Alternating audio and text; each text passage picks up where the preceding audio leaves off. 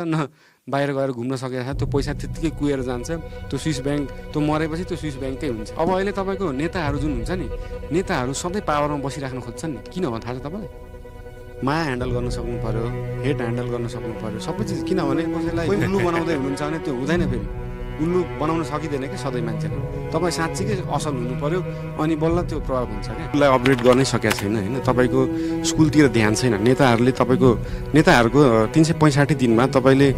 interview हेर्दाखेरि कहिले कसैले स्वास्थ्यको बारेमा शिक्षाको बारेमा ट्रान्सपोर्टेसन सिस्टमको बारेमा सलिड वेस्ट म्यानेजमेन्टको बारेमा कुरा गरेर सुन्नु भएको छ उहाँहरू खालि अर्को नेताले के गरेको थियो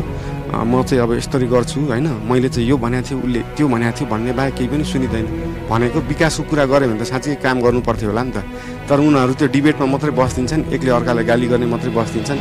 विकासको कुरै गर्दैनन् मान्छेहरू पनि विकासतिर सोच्दैनन् अनि मान्छेको दिमागमा पनि हो आज केपी ओलीले के भन्नुभयो त आज गगन थापाले के भन्नुभयो त आज शेरबहादुर देवालले के भन्नुभयो त कसलाई के भन्नुभयो त हो त्यसको यस्तो रहेछ नि त त्यहीतिर मान्छेको पनि ध्यान भयो क्या मान्छेलाई पनि सोच्न फुर्सद भएन कि विकास भन्ने चिज छ त्यही भनेर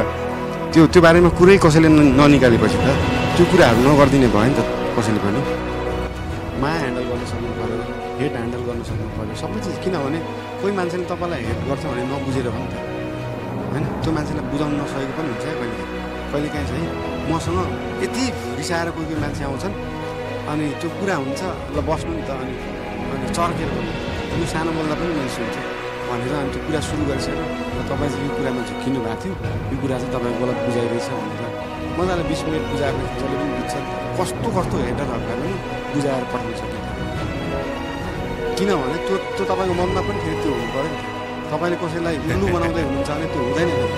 उल्लु बनाउन सकिँदैन कि सधैँ मान्छे तपाईँ साँच्चीकै असल हुनु पऱ्यो अनि बल्ल त्यो प्रभाव हुन्छ क्या